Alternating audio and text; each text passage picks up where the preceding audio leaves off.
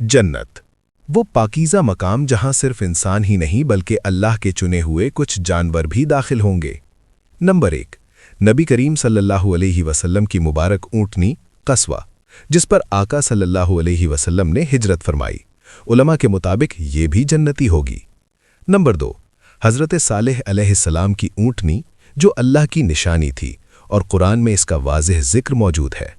Number 3, वो अजीम मेंढा जो हज़रत इस्माइल अलैहिस्सलाम के बदले कुर्बानी के लिए आया, जन्नत से आया था और जन्नत ही में रहेगा।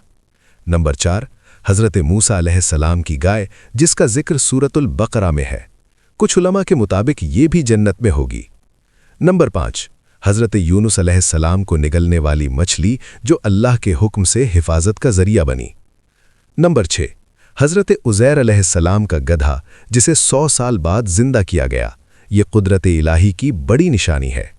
नंबर 7, हज़रत सुलेमान अलैहिस्सलाम की चींटी और हुदहुद जिन्हें कुरान ने इज्जत के साथ बयान किया। और नंबर 8, असहाबे कहफ का कुत्ता जिसका जिक्र खुद कुरान मजीद में मौजूद है।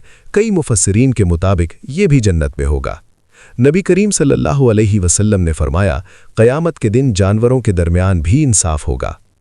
अगर आपको ऐसे ईमान अफरोज़ और हैरत अंगेज़ इस्लामी वाक़यात पसंद हैं तो हमारे चैनल को अभी सब्सक्राइब करें और बेल आइकॉन दबाएं ताकि कोई भी नई वीडियो आपसे मिस ना हो।